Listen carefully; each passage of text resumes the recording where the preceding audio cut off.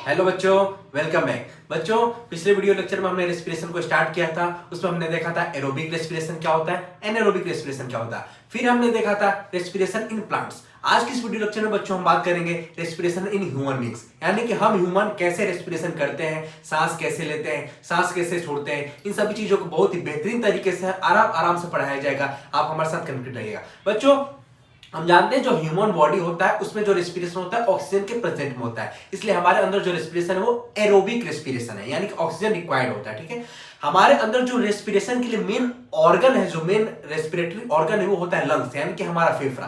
फेफड़ा क्या है, हमारा थोरेसिस कैविटी में प्रेजेंट होता है, यानी कि हमारे दोनों ये जो हमारी छाती है, छाती के अंदर हमारा फेफड़ा होता है। फेफड़ा यानी कि लंग वन पेयर होते हैं, दो नंबर में होते हैं। तो आज की इस वीडियो लेक्चर में देखेंगे कैसे हम लोग एयर को लेते हैं, फिर जो एयर यानी कि ऑक्सीजन हम लोग लेते हैं वो अंदर जाता है हमारे बॉडी में। तो सेल के पास ऑलरेडी हमारा क्या पहुंच चुका है, न्यूट्रिशन के थ्रू ग्लूकोज पहुंच चुका है। उस ग्लूकोज को से एनर्जी निकालने के लिए उस ऑक्सीजन का रिक्वायरमेंट है, जो हम लोग रेस्पिरेशन से ले रहे हैं। न्यूट्रिशन से हमने ग्लूकोज ले लिया था, रेस्पिरेशन से हम लोग क्या ले रहे हैं, ऑक्सीजन ले रहे हैं। ये ऑक्सीजन क्या करेगा, इस ग्लूकोज का ब्रेक डाउन करेगा ताकि एनर्जी बन सके। वो जो एनर्जी बनेगा उसे हमारे बॉडी के वीएस फंक्शन को परफॉर्म करने में यूज किया जाएगा। तो जो ऑक्सीजन आया, इस ग्लूकोज को ब्रेक डाउन करा के एनर्जी बना दिया। इस प्रोसेस में क्या होता है कि कार्बन डाइऑक्साइड भी बनता है, जो हमारे बॉडी के लिए हार्मफुल है, हानिकारक है। इसलिए इस कार्बन डाइऑक्साइड को भी सेल से निकाल के बाहर एटमॉस्फेयर में छोड़ना पड़ता है। यानी कि एटमॉस्फेयर से ऑक्सीजन लिया, उस ऑक्सीजन ने न्यूट्रिशन में जो ग्लूकोज बना था उसका ब्रेक डाउन कर दिया। इस प्रोसेस में कार्बन डाइऑक्साइड बना, उसको बॉडी से बाहर निकलना। ये जो प्रोसेस है ये हमारा रेस्पिरेशन है।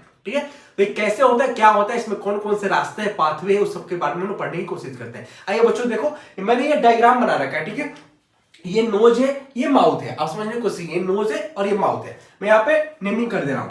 ये आपका नोज है और ये माउथ है। ठीक है, अब देखिए हमारे नोज में दो छेद है, एक्सटर्नली बाहर की तरफ दो छेद है। ठीक है, इसे बोलते हैं एक्सटर्नल नॉस्ट्रिल्स। दो एक्सटर्नल नॉस्ट्रिल्स है। अगर दो एक्सटर्नल नॉस्ट्रिल, इस कंडीशन को बोलते हैं डायराइनस कंडीशन। इसको क्या बोलते हैं, इसको बोलते हैं डायराइनस। डायराइनस यानी कि दो एक्सटर्नल नॉस्ट्रिल। अगर एक एक्सटर्नल नॉस्ट्रिल होता है उसको बोलते हैं मोनोराइनस। लेकिन हमारा जो ह्यूमन है वो हम लोग डायराइनस कंडीशन में, यानी कि हमारे पास दो एक्सटर्नल नॉस्ट्रिल है। तो हमारे नोज में दो एक्सटर्नल नॉस्ट्रिल है। ये नीचे आपका माउथ है। आपको पता है कि माउथ से हम लोग फूड ले रहे हैं। ये आपका पैलेट है, पैलेट नीचे जाके इवुला बना रहा है। ठीक है, आपको ये पता है कि फेरिंक्स रीजन है। ये हमने एयर को लिया, हमने एक्सटर्नल नॉस्ट्रिल से एयर को लिया। ठीक है, ये कहा गया नेजल कैविटी में, जो अंदर की तरफ कैविटी देखें एक्सटर्नल नॉस्ट्रिल की तरफ, इसे बोलते हैं नेजल कैविटी। और बीच में डिवाइडेड होता है नेजल सेप्टा से। ये जो आपका है नेजल सेप्टा है, यानी कि एक कार्टिलेज से मिलकर बना होता है। एक्सटर्नल नॉस्ट्रिल से हमने एयर को लिया। ठीक है, ये कहा गया नेजल चैम्बर में। नेजल चैम्बर में जाने के बाद ये क्या होता है, फेरिंक्स रीजन में आता है। आपको पता है फेरिंक्स भी दो टाइप के होते हैं, एक होता है नेजोफेरिंक्स, एक होता है ओरोफेरिंक्स। नेजोफेरिंक्स इज रिलेटेड विथ रेस्पिरेशन, जबकि ये जो हमारा ओरोफेरिंक्स है वो डाइजेशन से, यानी कि हमारे न्यूट्रिशन से रिलेटेड है। ठीक है, ये दोनों को मिलाकर हम फेरिंक्स बोल सकते हैं। याद कीजिए मैंने आपको बताया था कि pharynx is the common passage for both food and air. Pharynx जो हमारा है कॉमन पैसेज है, जहां से फूड भी आएगा, जहां से एयर भी आएगा। यहां से माउथ से हम लोग फूड लेंगे, ये भी फेरिंक्स में आएगा। यहां से हम एयर आ रहा है जो नेजल कैविटी को हमारा फेरिंक्स है, नेजोफेरिंक्स में आ रहा है। तो हमारा जो एयर है वो नोज से एक्सटर्नल नोस्ट्रिल से नेजल चैम्बर में गया, नेजल चैम्बर से फेरिंक्स में गया। अब याद कीजिए यहां से नीचे दो पैरेलल में ट्यूब निकलता था। ठीक है, ये देखिए दो पैरेलल ट्यूब निकलता था, एक एंटीरियर एक पोस्टीरियर। मैंने आपको बताया था एंटीरियर और पोस्टीरियर, आप पिछले वीडियो में पढ़ चुके हैं। जो एंटीरियर वाला होता है इसको बोलते हैं हम लोग विंड पाइप, पीछे वाले को क्या बोलते हैं, फूड पाइप। विंड पाइप को हम लोग ट्रैकिया भी बोलते हैं, फूड पाइप को हम लोग इसोफेगस भी बोलते हैं। ये जो पीछे एक ऐसा ट्यूब आएगा ये हमारा डाइजेशन से रिलेटेड है, जबकि ये जो आगे वाला एंटीरियरली जो हमारा विंड पाइप है ये हमारा रेस्पिरेशन से रिलेटेड है। ये क्या होता है, कैसे होता है, उस चीज को समझ लेते हैं। देखिए ये जो हमारा है इसको हम लोग क्या बोलते हैं, विंड पाइप, या फिर इसी को हम लोग क्या बोलते हैं, ट्रैकिया। इसी को हम लोग क्या बोलते हैं, ट्रैकिया। ठीक है, अब देखिए ट्रैकिया का जो ओपनिंग है, विंड पाइप का जो ओपनिंग है इसको हम लोग बोलते हैं ग्लॉटिस। ये जो ओपनिंग है इसको हम लोग क्या बोलते हैं, ग्लॉटिस। ठीक है, इसको हमने क्या बोला, ग्लॉटिस। और ये ग्लॉटिस यानी कि इसको ओपनिंग के ऊपर क्या होता है, कैप लाइक स्ट्रक्चर होता है, एक फ्लैप लाइक स्ट्रक्चर होता है। मैं यहां पे बना दे रहा हूं, एक फ्लैप लाइक स्ट्रक्चर होता है। ठीक है, इसको हम लोग बोलते हैं एपिग्लॉटिस। इसको हम लोग क्या बोलते हैं, इसको हम लोग बोलते हैं एपिग्लॉटिस। यानी कि ग्लॉटिस के ऊपर, एपी यानी कि ऊपर, ग्लॉटिस, ग्लॉटिस के ऊपर एक फ्लैप लाइक स्ट्रक्चर को हम लोग बोला एपिग्लॉटिस। अब देखिए ये क्यों है, इस चीज को समझिए। हम माउथ से क्या कर रहे हैं कि फूड को भी ले रहे हैं और इधर से हमारा एयर भी आ रहा है। ठीक है, तो ये जो हमारा फूड है ये कहीं ट्रैकिया में इंटर ना हो जाए, इस चीज से बचने के लिए हमारे पास क्या होता है, एपिग्लॉटिस। जब भी हमारा फूड आएगा तो एपिग्लॉटिस इस ट्यूब को क्या करेगा, ऐसा के कवर कर लेगा, तो हमारा फूड जो विंड पाइप में नहीं जा पाएगा। ठीक है, हमारा मेन पर्पस है ऑक्सीजन को यानी कि एयर को भेजना। तो एयर हमारा नेजल चैम्बर से फेरिंग्स से होकर एपिग्लॉटिस में आ गया। ठीक है, एपिग्लॉटिस से अंदर ये ट्रैकिया में जाएगा। लेकिन ट्रैकिया के जो ऊपर वाले पार्ट में क्या होता है कि एक हमारा साउंड बॉक्स होता है। ठीक है, जो कि हमारा बॉडी में साउंड प्रोडक्शन के लिए रिस्पॉन्सिबल होता है। हम जो बोल रहे हैं, ठीक है, जो ध्वनि प्रोड्यूस हो रही है वो हमारे इसी साउंड बॉक्स के थ्रू होती है। इसे हम लोग बोलते हैं लैरिंक्स। ठीक है, सब लोग क्या बोलते हैं, लैरिंक्स। तो लैरिंक्स क्या है, लैरिंक्स जो है अपना ट्रैकिया के ऊपर एक बॉक्स लाइक स्ट्रक्चर है जो कि ध्वनि production, sound production, voice production में यूज होता है। ठीक है, तो हमारा एयर जो है नेजल चैम्बर फेरिंक्स के थ्रू हमारा एपिग्लॉटिस से इंटर किया, हमारा आ गया साउंड बॉक्स लैरिंक्स में। फिर नीचे क्या होगा, एक ट्रैकिया है, ट्रैकिया में तक हमारा एयर आ चुका है। ये जो ट्रैकिया है, ये ट्रैकिया इनकम्प्लीट जो होता है सी शेप्ड कार्टिलेज से मिलकर बना होता है। ये जो कार्टिलेज आप देख रहे हैं सी शेप्ड कार्टिलेज से मिलकर बना होता है, सी शेप्ड कार्टिलेज। अब देखिए इस कार्टिलेज का यूज क्या है, उस चीज को समझते हैं। हम क्या कर रहे हैं कि एयर को ले रहे हैं अंदर, एयर अंदर है।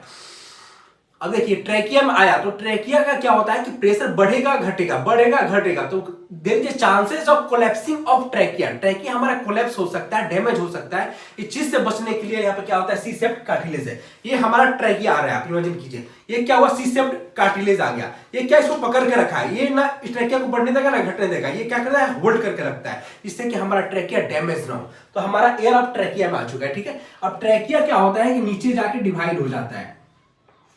ठीक है, नीचे जाके डिवाइड होता है ब्रोंकाई में। ठीक है, इसको हम लोग ब्रोंकाई बोलते हैं। और फिर ये हमारा इंटर हो जाता है हमारा जो मेन है लंग्स में, ये हमारा लंग्स में आ गया। ठीक है, दो पेयर लंग्स है हमारा थोरेसिक कैविटी में, यानी कि एयर यहां से गया। ठीक है, नेजल चैम्बर, फेरिंग्स, लैरिंग्स, फिर हमारा ट्रैकिया, ये जो हमारा रीजन है ट्रैकिया है, ट्रैकिया में यहां से डिवाइड हो गया, डिवाइड होकर हमारे लंग्स में इंटर कर चुका है। ठीक है, ये इसको हम लोग बोलते हैं ब्रोंकाई, इसे हम लोग क्या बोलते हैं, ब्रोंकाई। हायर क्लास में पढ़िएगा प्राइमरी ब्रोंकाई, सेकेंडरी ब्रोंकाई, लेकिन आप इतना समझिए कि ट्रैकिया जो आगे जाकर डिवाइड हो गया, डिवाइड होकर ब्रोंकाई में टूट गया, ये ब्रोंकाई कहां, लंग्स में इंटर हो गया। ठीक है, अब देखिए मैंने यहाँ पे एक डिप्रेशन लाइक स्ट्रक्चर बना रखा है। इस डिप्रेशन का आपको बता सकते हो, ये जो स्ट्रक्चर इसे हम बोलते हैं कार्डियक नॉच, क्योंकि जो हमारा हार्ट होता है वो यहीं पे सिचुएटेड होता है। ये हमारा हार्ट यहीं पे सिचुएटेड होगा, इसका कोई यूज नहीं है इस चैप्टर में, लेकिन मैं आपको बता दे रहा हूं। अब देखिए ट्रैकिया यानी कि ब्रोंकाई जाके हमारे लंग्स में चला गया। अब ये जो ब्रोंकाई है ये आगे जाके फर्दर डिवाइड होता है। ठीक है, ये फर्दर डिवाइड हो जाएगा। ठीक है, ये भी जाएगा अंदर, अंदर जाके डिवाइड हो जाएगा, यानी कि आगे जाकर और ज्यादा डिवाइड हो जाएगा। इस स्ट्रक्चर को हम लोग क्या बोलते हैं, ब्रोंकियोल्स, यानी कि ब्रोंकाई आगे जाके डिवाइड हो गया ब्रोंकियोल्स में। ब्रोंकियोल्स ही प्राइमरी सेकेंडरी होते हैं, ये चीज को आप लोग समझिएगा। ठीक है, यानी कि ट्रैकिया आया, ब्रोंकाई में डिवाइड हुआ, ब्रोंकाई लंग्स से अंदर गया, लंग्स के अंदर जाके और ज्यादा फाइन डिवाइड हो गया, इस चीज को हम लोग क्या बोलते हैं, ब्रोंकियोल्स। ठीक है, अभी जो ब्रोंकियोल्स का एंड है, टर्मिनल है, इसमें कुछ बैलून्स लाइक स्ट्रक्चर होते हैं। ये बैलून्स लाइक स्ट्रक्चर में टर्मिनेट हो जाता है। ये जो बैलून लाइक स्ट्रक्चर है इसको हम लोग बोलते हैं एल्वियोलाई। इसको हम लोग क्या बोलते हैं, एल्वियोलाई। ये जो पूरा पिक्चर है, ये जो पूरी मूवी है, उस मूवी का जो मेन हीरो है वही है हमारा एल्वियोलाई। एल्वियोलाई आप समझिए कैसे, एयर आया कार्टिलेज, ये जो सी शेप्ड कार्टिलेज यानी कि ट्रैकिया के थ्रू आया, ब्रोंकाई, फिर ब्रोंकियोल्स, फिर हमारा एल्वियोलाई तक एयर हमारा पहुंच गया। ठीक है, ये एल्वियोलाई में क्या होता है कि फाइन बहुत सारे ब्लड वेसल्स का क्या होता है कि ब्लड वेसल्स का सर्कुलेशन होता है, बहुत ही ज्यादा ब्लड वेसल्स यहां तक आ गए हैं। हमारे बॉडी में सेल्स है, सेल्स में को चाहिए ऑक्सीजन, वो ऑक्सीजन को कौन लेकर जाएगा, लंग्स तो यहां तक ला दिया, फिर लेकिन यहां से तो हमारे पैर को भी ऑक्सीजन चाहिए, सिर को भी ऑक्सीजन चाहिए, हाथ को भी चाहिए, नाक को भी चाहिए, पैर को भी चाहिए, पेट को भी चाहिए, यानी ईच एंड एवरी ऑर्गन को ऑक्सीजन चाहिए। वो ऑक्सीजन लंग्स के या एल्वियोलाई से कैसे जाता है, थ्रू द ब्लड। तो इसलिए ब्लड कैपिलरी का यहाँ पे सर्कुलेशन होता है, बहुत ही ज्यादा ब्लड कैपिलरीज होते हैं। अब वही ब्लड कैपिलरी सेल में जो कार्बन डाइऑक्साइड प्रोड्यूस हो रहा था उसको यहाँ पे लेके आएंगे, यानी कि जो एल्वियोलाई के सरफेस है, एल्वियोलाई का सरफेस के थ्रू ही गैस का एक्सचेंज होता है, यानी कि ऑक्सीजन क्या होगा कि जो ऑक्सीजन आ रहा था वो सेल में चला जाएगा। सेल का जो ऑक्सीजन कार्बन डाइऑक्साइड था वो एल्वियोलाई को दिया जाएगा। ये जो ऑक्सीजन आ रहा है, ऐसे करके ऑक्सीजन आ रहा है, ये ऑक्सीजन जाके हमारे बॉडी के डिफरेंट सेल में यूज हो जाएगा। ये सेल से जो कार्बन डाइऑक्साइड प्रोड्यूस हो रहा है वो ब्लड लेके आएगा यहाँ पे एल्वियोलाई पे, और फिर इसे नाक के थ्रू बाहर निकाल दिया जाएगा, एनवायरमेंट में चला जाएगा। तो आप एक चीज सोच के बताइए कि इस एल्वियोलाई को क्या करना है, गैसेस एक्सचेंज करना है। बैलून लाइक स्ट्रक्चर क्या करना है, गैसेस एक्सचेंज करना है। तो इसकी जो सरफेस है, इसकी जो सतह है वो थिन होना चाहिए या थिक होना चाहिए? थिन होना चाहिए, क्योंकि जो चीज जितनी पतली होगी उसे क्रॉस करना उतना इजी होगा। आप सोचिए कि अगर एल्वियोलाई का सरफेस बहुत थिक हो गया तो इसे क्रॉस करना मुश्किल होगा, फिर सांस लेने में तकलीफ होगी, बहुत सी सेल को ऑक्सीजन जल्दी जल्दी नहीं पहुंच पाएगा, सेल के अंदर कार्बन डाइऑक्साइड एक्युमुलेट हो जाएगा जो कि हार्मफुल होगा, हम डेड भी कर सकते हैं। इसलिए हमारे भगवान ने हमारे अंदर जो एल्वियोलाई बनाया है वो बहुत ही थिन सरफेस का बनाया हुआ है, ब्लड कैपिलरी रिच बनाया है ताकि ब्लड कैपिलरी का ज्यादा है। अब देखिए जो एल्वियोलाई होते हैं बहुत सारे होते हैं हमारे लंग्स में बहुत सारे होते हैं। इसका अगर सरफेस एरिया निकाल के देखा जाए तो ये होता है 80 मीटर स्क्वायर। आप समझिए कितना बड़ा है, लेकिन ये हमारे छोटे से लंग्स में यानी इतनी ही एरिया में आके हमारे एल्वियोलाई क्या हो गया, आ गया है। इसलिए एल्वियोलाई होते हैं वो मेजर साइट होते हैं गैसेस एक्सचेंज का होते हैं। ठीक है बच्चों, अब देखिए बच्चों, हमको सांस लेना है और सांस छोड़ना है, यानी कि जो ऑक्सीजन हमको लेना है और कार्बन डाइऑक्साइड छोड़ना है। एक टर्म होता है रेस्पिरेशन और एक टर्म होता है ब्रीथिंग। क्या रेस्पिरेशन और ब्रीथिंग दोनों सेम है? इस चीज को हम समझते हैं। एक्चुअली में हम लोग रेस्पिरेशन और ब्रीथिंग को साथ साथ में टर्म का यूज कर लेते हैं, लेकिन जबकि दोनों ही डिफरेंट डिफरेंट टर्म है, दोनों का मीनिंग अलग अलग है। अब समझिए, हम ये मैंने बता रखा है अपना ट्रैकिया, सपोज कीजिए ट्रैकिया है, ठीक है। हमने नोज से एयर लिया, एयर आया, ठीक है, ब्रोंकाई, ब्रोंकियोल्स, एल्वियोलाई तक आया, ठीक है। एल्वियोलाई में ऑक्सीजन आ गया है, ये एल्वियोलाई से एयर कहां जाएगा, ब्लड में, ठीक है। आपका ब्लड का सर्कुलेशन है, ब्लड कहां ले जाएगा, सेल तक ले जाएगा, ठीक है। वही ब्लड सेल में जो कार्बन डाइऑक्साइड प्रोड्यूस हो चुका है वो इस कार्बन डाइऑक्साइड को लेकर आएगा एल्वियोलाई तक, ठीक है। यानी कि ऑक्सीजन का एल्वियोलाई तक आना और एल्वियोलाई से कार्बन डाइऑक्साइड का बाहर जाना, ये जो पूरा प्रोसेस है ये है आपका ब्रीदिंग। ये क्या है आपका ब्रीदिंग, ठीक है। ब्रीदिंग का मतलब है कि ऑक्सीजन का लंग्स तक, एल्वियोलाई तक जाना और एल्वियोलाई से कार्बन डाइऑक्साइड का बाहर आना, ठीक है। जबकि रेस्पिरेशन क्या होता है, रेस्पिरेशन यहीं तक नहीं होता है, रेस्पिरेशन इसके आगे तक होता है। अब ये क्या हुआ कि एल्वियोलाई से क्या हुआ कि ब्लड कैपिलरी, मान लो आपका ये कोई ब्लड कैपिलरी है, ये ब्लड कैपिलरी तक हमारा ऑक्सीजन गया, कार्बन डाइऑक्साइड इधर गया, ठीक है। यानी कि exchange between alveoli and blood वो भी एक रेस्पिरेशन का पार्ट है। अब ये ब्लड क्या करेगा, ऑक्सीजन को लेके जाएगा, मान लो यहाँ पे कोई सेल है, ठीक है, ये आपका सेल तक लेके आया, ठीक है, ये सेल तक हमारा ब्लड इसे लेके आया, फिर सेल या टिश्यू बोलिए, सेल और जो ब्लड वेसल्स है, ब्लड के बीच में भी फिर से एक्सचेंज होगा। यहाँ पे सेल क्या करेगा, ऑक्सीजन ले लेगा और कार्बन डाइऑक्साइड दे देगा, ठीक है। तो ये भी प्रोसेस क्या है, रेस्पिरेशन। यानी कि breathing is a part of respiration, ठीक है। रेस्पिरेशन में क्या होता है, ये सारे स्टेप्स होते हैं, जबकि ब्रीदिंग क्या है, रेस्पिरेशन का पहला एक पार्ट है।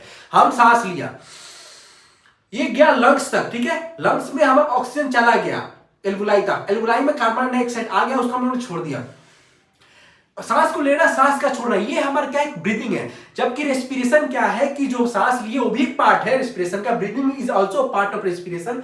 लेकिन एक्सचेंज ऑफ गैस यानी ऑक्सीजन और carbon dioxide between the alveoli and the blood vessels, exchange of gas यानी कि कार्बन डाइऑक्साइड और oxygen between the tissue and the blood vessel, it all together is called as the respiration. तो आपको basic चीज समझना पड़ेगा कि breathing जो है वो रेस्पिरेशन से अलग चीज है। अब देखिए बच्चों, हम सांस को ले रहे हैं, ठीक है, इस प्रोसेस को हम बोलते हैं इनहेलेशन। इस प्रोसेस को हम क्या बोलते हैं, इनहेलेशन। यानी कि हम लोग ऑक्सीजन को, एयर को इनहेल कर रहे हैं, ठीक है। और छोड़ना को हम लोग क्या बोलते हैं, एक्सहेलेशन, ठीक है, इनहेलेशन और एक्सहेलेशन, ठीक है। तो हम लोग इनहेल कर रहे हैं। अब देखिए हम क्या, ये जो हमारा लंग्स है, लंग्स के नीचे क्या होता है, हमारा एक डोम शेप का हमारा जो होता है स्ट्रक्चर, इसे हम बोलते हैं डायाफ्राम, ठीक है। इसे हम लोग क्या बोलते हैं, डायाफ्राम, ठीक है। ये डायाफ्राम जो होता है ये लंग्स के अंदर जो स्पेस है उसको घटा सकता है या बढ़ा सकता है। अब देखिए ये मैं मिटा दे रहा हूं ताकि समझने में इजी होगा। ये हमने एयर लिया, ठीक है, एयर आया यहां से, एयर आया यहां पे, ठीक है। तो जनरली क्या होता है कि इंस्पिरेशन, अभी हम इनहेलेशन की बात कर रहे हैं, इनहेलेशन में क्या होता है कि एयर आया, एयर लंग्स पे चला गया, तो लंग्स के अंदर का प्रेशर बढ़ गया।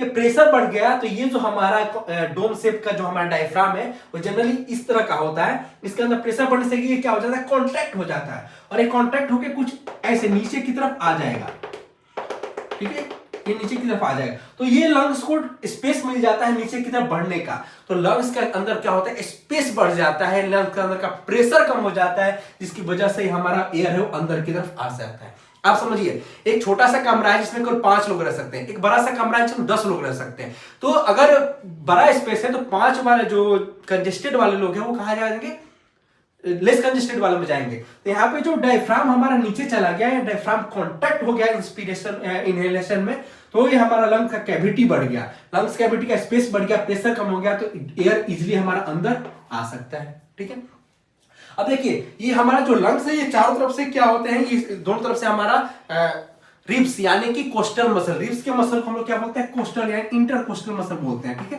ये कोस्टल मसल से क्या होते हैं, सराउंडेड होते हैं, इंटरकोस्टल मसल, ये हमारा रिब्स के मसल है। ये हमारा जो डायफ्राम है इसके चारों तरफ ये हमारे क्या होंगे, रिब्स होंगे। ठीक है,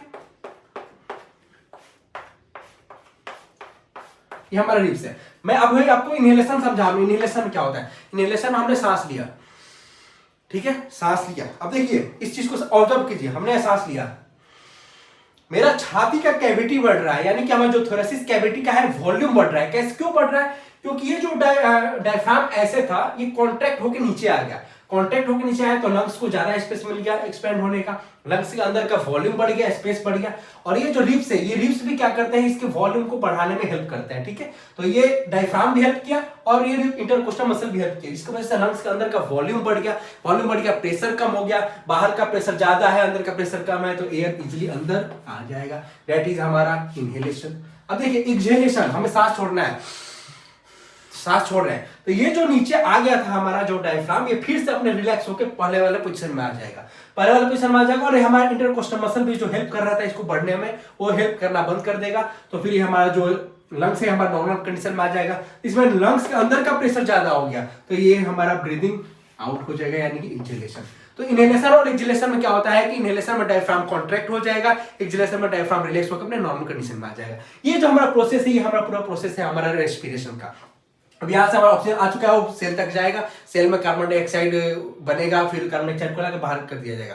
अब ये जो ऑक्सीजन है सेल के अंदर कैसे एनर्जी बनाता है वो हम लोग पढ़ चुके हैं। हम लोग माइटोकॉन्ड्रिया में हमने देखा था कि जो ग्लूकोज पायरुविक एसिड में पायरुवेट में कन्वर्ट होता है, फिर एसिटाइल कोएंजाइम में कन्वर्ट होता है, फिर एक साइकिल चलती है, साइकिल के थ्रू हमारा एनर्जी का रिलीज होता है। ये आपका पूरा रेस्पिरेशन था। अब देखिए बच्चों, कुछ आपके एनसीईआरटी में दे रखा है कि अगर आप टोबैको का यूज करते हैं, ठीक है, या फिर आप सिगरेट का यूज करते हैं, या फिर आप कोई भी सुट्टा यानी कि सिगार का यूज करते हैं, ठीक है, ये क्या करता है कि जनरली हमारा जो अपर रेस्पिरेटरी ट्रैक्ट है, जो हमारा रेस्पिरेटरी ट्रैक्ट है, जिस रास्ते से हमारा पूरा एयर आ रहा था, उसमें क्या होता है, उसके जैसे कि हमारा नोज आप लीजिए, नोज में क्या होता है, नोज में हेयर्स होते हैं, ठीक है, और म्यूकस होता है। कोई भी अगर डस्ट पार्टिकल्स आता है उस चीज को ट्रैप करता है हमारा एयर। हम सांस ले रहे हैं तो देखिए सांस से जो आपकी माइक्रोब्स आ सकते हैं, कुछ डस्ट पार्टिकल्स आ सकते हैं, उसको ट्रैप करने के लिए, उससे रोकने के लिए हमारे नोज में हेयर है, म्यूकस है। वैसे ही हमारे अपर रेस्पिरेटरी ट्रैक्ट में क्या होता है कि सिलिया होते हैं, हेयर लाइक स्ट्रक्चर होते हैं। लेकिन अगर आप टोबैको का, सिगरेट का, सुट्टा का, सिगार का, इन सब चीजों का ज्यादा यूज करते हैं तो वो सिलिया डैमेज होने लगता है, जिसकी वजह से हमारे अपर रेस्पिरेटरी ट्रैक्ट को प्रोटेक्ट करना मुश्किल हो जाता है और हमको ओरल कैंसर भी हो सकता है, हार्ट से रिलेटेड, लंग से रिलेटेड, लीवर से रिलेटेड प्रॉब्लम हो सकता है। इसलिए इन सब चीजों को अवॉइड करना चाहिए। तो कुल मिलाकर रेस्पिरेशन हमने देख लिया। रेस्पिरेशन हमारा जो रेस्पिरेशन का पाथवे होता है कहां से स्टार्ट होता है, एक्सटर्नल नॉस्ट्रिल से। एक्सटर्नल नॉस्ट्रिल से कहा जाएगा नेजल चैम्बर, नेजल चैम्बर से फेरिंग्स, फेरिंग्स से आपका ग्लोटिस यानी कि एपिग्लोटिस, फिर आपका लैरिंग्स, फिर आपका ट्रेकिया, फिर ब्रोंकाई, फिर ब्रोंकियोल्स, फिर आपका एल्वियोलाई। जो मेन हीरो है वो क्या है, आपका एल्वियोलाई है। इसके साथ आपका रेस्पिरेशन इन जो ह्यूमन है वो आपका कंप्लीट होता है। और भी बेहतरीन तरीके से पढ़ने के लिए आप हायर क्लास में पढ़िएगा। अगर आपको ये वीडियो अच्छा लगा तो वीडियो को लाइक करें, शेयर करें, सब्सक्राइब करें, अपने दोस्तों को भी बोले चैनल को सब्सक्राइब करें, वीडियो को देखें, ठीक है। जल्दी मिलते हैं नेक्स्ट वीडियो लेक्चर के साथ। तब तक आप हंसते रहिएगा, मुस्कुराते रहिएगा और आसपास सफाई बना के रखिएगा। थैंक यू सो मच बच्चों।